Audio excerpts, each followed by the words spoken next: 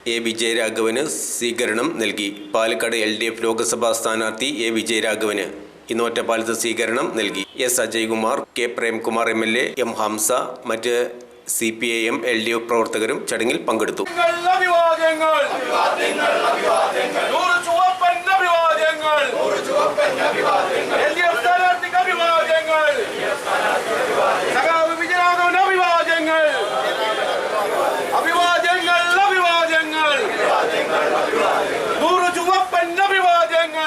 കഴിഞ്ഞ ദിവസമാണ് നൂറുകണക്കിന് ആളുകൾ പങ്കെടുത്ത റോഡ് ഷോയിലേക്ക് ഈ നാട്ടിലാകമാനം ജനങ്ങളെ ഇളക്കി മറിച്ചുകൊണ്ടാണ് ആ പരിപാടി നമുക്ക് സംഘടിപ്പിച്ചത്.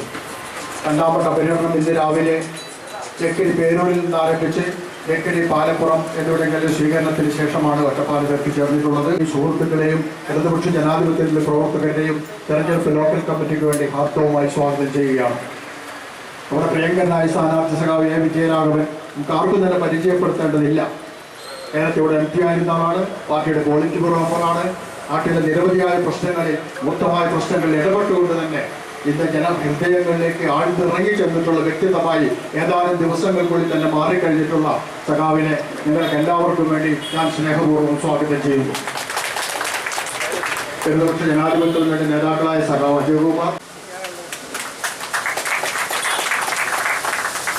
127 മൂത്ത സഖാവ് Salavan, 128 Santhosh, 129 Sumesh Kumar, 130 KK Ramakrishnan master, 131 PK Rajan, 132 PK Sreekumar.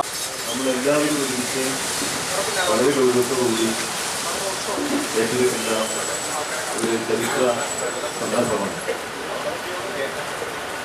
നാട് ഒരു ദശാബ്ദക്കാലം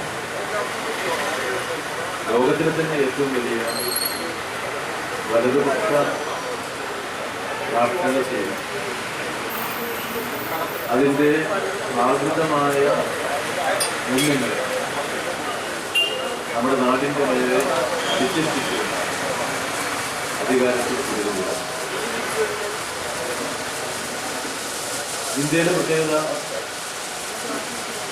രാജ്യത്തിൻ്റെ മൂല്യം എന്നത് ഹിന്ദുവിനെ തിരിച്ചറിയുന്ന മുസ്ലിമും മുസ്ലിങ്ങളെ ഉൾക്കൊള്ളാൻ കഴിയുന്ന ഹിന്ദുവും എന്ന ഉയർന്ന തലത്തിലേക്ക് വളർത്തിയെടുത്താണ് ഇന്ത്യ സ്വാതന്ത്ര്യം നേടിയതും അതിൻ്റെ ഭരണഘടന തയ്യാറാക്കി.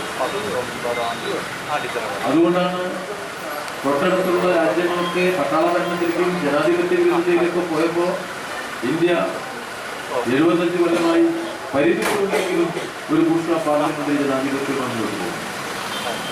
അതിൻ്റെ ഗുണാംശങ്ങൾ ഉപയോഗപ്പെടുത്താൻ തൊഴിലാളി വർഗ രാഷ്ട്രീയമുണ്ടെങ്കിൽ സാമൂഹ്യ തുല്യതയുടെ ഉന്നതമായ വളർച്ച കേരളം പോലെയുള്ള സംസ്ഥാനങ്ങളിൽ ഉണ്ടാക്കാനാവും എന്ന് നമുക്ക് ബോധ്യപ്പെടുന്നു.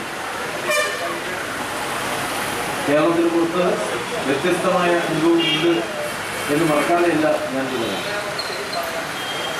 ഇപ്പോൾ നമുക്ക് കേരളത്തിൽ നിന്ന് ഇന്നുള്ള നേട്ടങ്ങളിൽ നിങ്ങൾക്ക് മുന്നോട്ട് പോകുകയും BJPയുടെ ഈ അധികാര ആരോപണത്തിൻ്റെ അടുത്ത ഘട്ടം ഈ കഴിഞ്ഞ 10 കൊല്ലം പോലെ ആവും. ഒരു സംശയവും ആർക്കുണ്ടാകേണ്ട കാര്യമില്ല. ഇതൊരു